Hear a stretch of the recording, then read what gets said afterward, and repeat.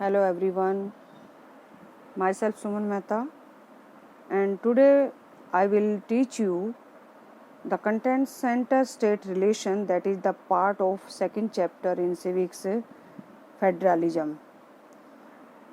Let's start the topic. Center state relations.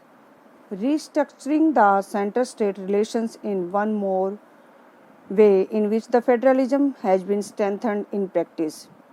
Centre state relation एक और तरीका है जिससे कि फेडरलिज्म को की प्रैक्टिस को भारत में मजबूती प्रदान की गई। मीन्स संघीय शासन व्यवस्था ज़्यादा मजबूत हुई है, उसका ये एक थर्ड जो है कोज है।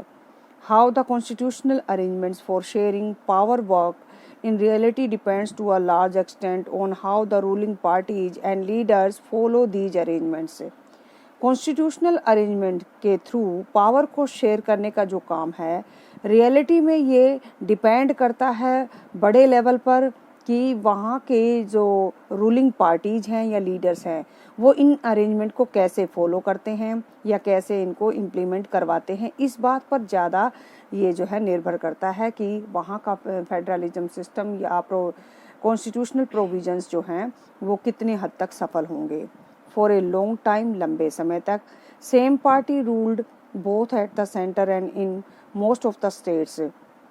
This meant that the state government did not exercise their rights as autonomous federal units. लंबे समय तक हमारे देश में आज़ादी के बाद एक ही पार्टी सेंट्रल लेवल पर और स्टेट लेवल पर रूल करती रही, जिसकी वजह से जो स्टेट गवर्नमेंट्स थी उनके पास अपनी स्वायत्तता यानी अपनी खुद की जो है अधिकारों के डिमांड जो है उसको अवॉइड किया जाता रहा, यानी वो डिमांड नहीं रख सकी या फिर सेंट्रल गवर्नमेंट ने उनके राइट्स की तरफ ज़्यादा ध्यान नहीं दिया, जिससे कि फेडरल यूनिट्स को मजबूती प्रदान की जा सके या उनसे इफेक्टिवली वर्क करवाया जा सके। As and when the ruling party at the state level was different, the parties that ruled at the center tried to undermine the power of the states. जैसे क्योंकि आपको मैं पहले भी बता चुकी हूँ कि 1990 के बाद एक सिचुएशन थोड़ी अलग हुई थी कि सेंट्रल लेवल पर जो गवर्नमेंट है उसकी गवर्नमेंट अलग अलग स्टेट्स में मैक्सिमम स्टेट्स के अंदर नहीं आ पाई, जिसकी वजह से स्टेट लेवल पर अलग अलग सरकारें बनी जो कि अलग अलग पॉलिटिकल पार्टी से बिलोंग करती थी, और इस वजह से सेंट्रल गवर्नमेंट जो है स्टेट्स की पावर को अंडरमाइन नहीं कर पाई, मतलब उसको अवॉइड नहीं कर पाई, उन्हें उनके राइट्स देने पड़े क्योंकि स्टेट गवर्नमेंट उसकी डिमांड करने लगी थी। In those days, the central government would often misuse the constitution to dismiss the state governments that were controlled by rival parties. उन दिनों में क्या होता था कि सेंट्रल गवर्नमेंट ने कॉन्स्टिट्यूशन प्रोविजंस को मिसयूज करना शुरू कर दिया और मिसयूज करके वो स्टेट गवर्नमेंट को डिसमिस करने की पावर भी यूज करने लगी थी, जिससे कि वो अपनी राइवल पार्टीज के ऊपर अपना थोड़ा कंट्रोल इस्टेब्लिश कर सके, उन्हें अपने कंट्रोल में रख सके। This undermine the spirit of federalism. इसकी वजह से जो है संघीय शासन व्यवस्था की जो मूलभूत हम ये कह सकते हैं स्पिरिट है, आत्मा है या फिर जो उसके विचार हैं, उनको इतनी ज़्यादा मजबूती नहीं मिल पाई। क्यों? क्योंकि उस टाइम पर सेंट्रल गवर्नमेंट के पास अथॉरिटी थी, वो किसी भी टाइप से कॉन्स्टिट्यूशनल प्रोविजंस को अमेंडमेंट करके अपने फेवर में कर सकती थी और दूसरी राइवल पार्टीज के राइट्स को या स्टेट गवर्नमेंट के राइट्स को अवॉइड कर सकती थी, नेग्लेक्ट कर सकती थी। तो नेक्स्ट आप देखिएगा, all the change significantly after 1990। ये जो चेंज है बेटा 1990 के बाद आया। This period so the rise of regional political parties in many states of the country.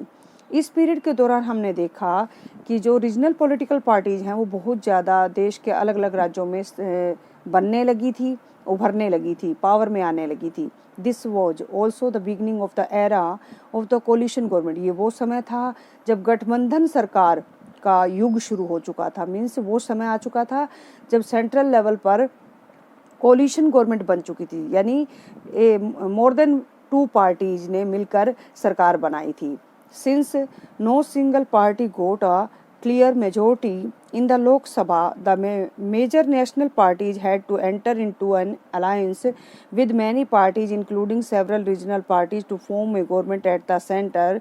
अब यहाँ पर क्या हुआ था कि जो है सेंट्रल लेवल पर एक से ज़्यादा पार्टीज को जो है मिलकर सरकार बनाने की मजबूरी आन पड़ी थी, क्योंकि लोकसभा के इलेक्शन में सिंगल पार्टी को मेजोरिटी वोट्स नहीं मिले थे। नेशनल पार्टी जो कहलाती थी वो अकेली कोई भी पार्टी मेजोरिटी वोट्स गेट नहीं कर पाई थी, इसलिए उन्हें हाथ मिलाना पड़ा। अलायंस मीन्स समझौता करना पड़ा विद मैनी पार्टीज, दूसरी पार्टीज के साथ, बहुत ज़्यादा पार्टीज उसमें शामिल हुई, इंक्लूडिंग सेवरल, उसमें कुछ क्षेत्रीय जो दल होते हैं, राजनीतिक दल, वो भी शामिल हुए थे सरकार बनाने में, जो कि सेंट्रल लेवल पर सरकार बनाई गई थी 1990 में।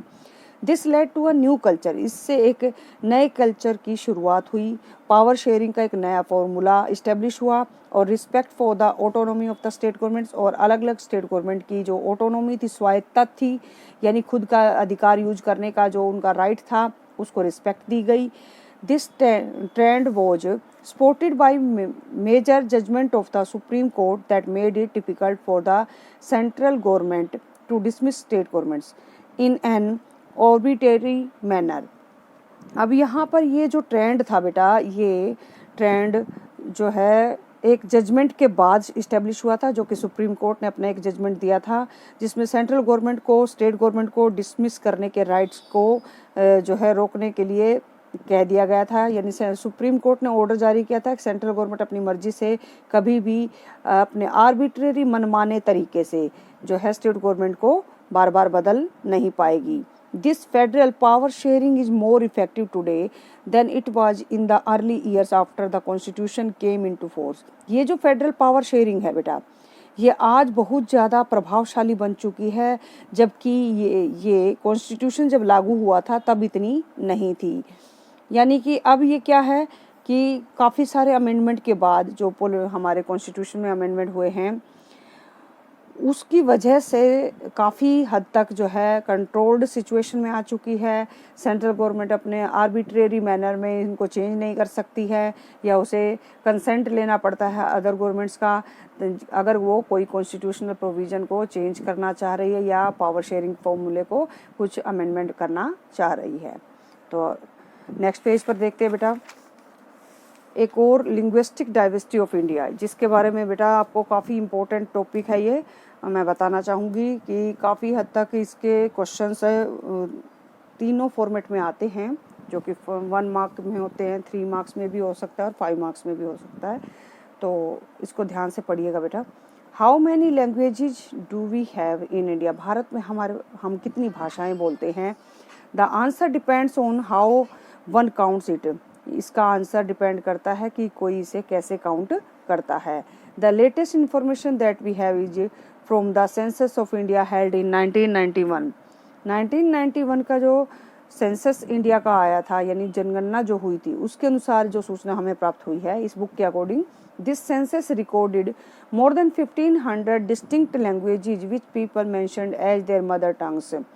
1500 भाषाओं को ये जो है रिकॉर्ड किया गया है, 1500 से भी ज़्यादा भाषाओं को एक मदर टंग के रूप में भारत में इस्तेमाल किया जा रहा है, ऐसा एक रिकॉर्ड सामने आया है।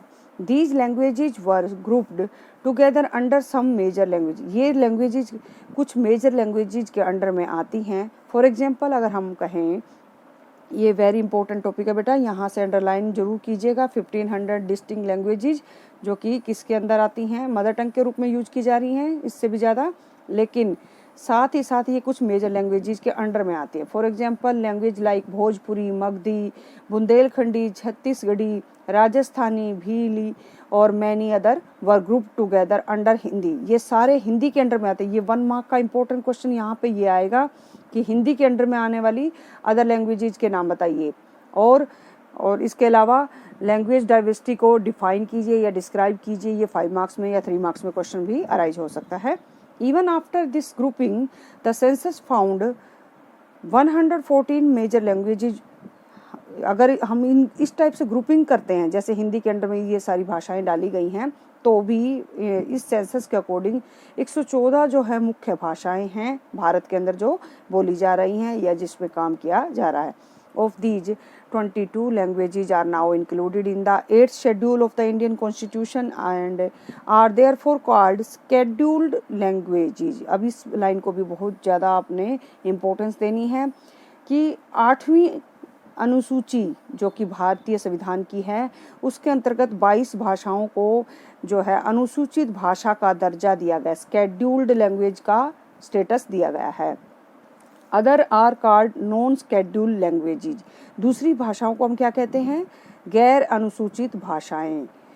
In terms of languages India is perhaps the most diverse country in the world, भाषा के क्षेत्र में जो भारत है वो संसार में एक विविधता वाला देश है, यानी बहुत ज़्यादा भाषाएं यहाँ पर बोली जा रही हैं as a mother tongue.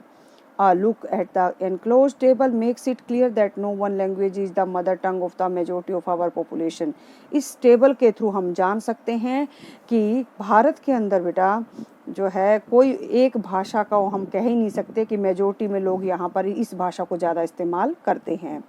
The largest language Hindi, सबसे ज़्यादा जो अगर देखा जाए रेशो जिस लैंग्वेज का तो वो हिंदी है, जो कि 40% पीपल इंडियन पीपल के थ्रू जो है बोली जा रही है या उसमें उसका काम किया जा रहा है।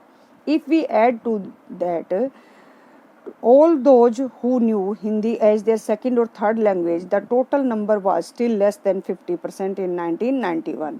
अगर हम ये कहें कि इसमें कुछ और ऐड करना चाहें, इसको सेकंड और थर्ड लैंग्वेज के रूप में भी अगर हम कंसीडर करते हैं कि दूसरे नंबर पर लोग कौन सी भाषा बोलते हैं या तीसरे नंबर पर लोग कौन सी भाषा बोलते हैं, उस हिसाब से अगर हिंदी को काउंट किया जाए तो भी 50% से लेस हो जाता है इसका परसेंटेज, यानी less than 50% people are speaking Hindi and doing their work in Hindi। As for English, और ऐसे ही अगर हम इंग्लिश को लेते हैं, only 0.02% Indians recorded it as their mother tongue। सिर्फ ये आप देख सकते हैं 0.02% लोग ही इसे अपनी मदर टंग मानते हैं। और अगर फिर हम सेकंड और थर्ड जो स्टेटस देख लें कि इसको अपने मदर टंग या इसको यूज करने के बेस पर देखा जाए तो another 11% knew it as a second and third language. सिर्फ 11% लोग ही इसको सेकंड अपनी जो है यूज की जाने वाली भाषा के रूप में देखते हैं या थर्ड लैंग्वेज के रूप में देखते हैं। रीड दिस टेबल केयरफुली, आप इस टेबल को ध्यान से पढ़िएगा, but you do not need to memorise it, आपको इसको याद करने की जरूरत नहीं है। मेजर थिंग इन हिंदी और इंग्लिश के बारे में ही आप याद कीजिएगा। अब इसमें जो है बेटा इंफॉर्मेशन दी गई है, एक बार है, एक पाई चार्ट के बेसिस पर इंफॉर्मेशन दी गई है। Prepare a map of linguistic diversity of India by sharing the region where which of these languages is spoken on the map of India. तो अब आप इसमें देखेंगे एक इंडिया का मैप भी आप फिल कर सकते हैं कि किस राज्य के अंदर कितने प्रतिशत कौन सी भाषा बोली जा रही है, आप उसको कर सकते फिल इसके टेबल के बेसिस पर। और find out about 3 languages that are spoken in India but are not included in this table.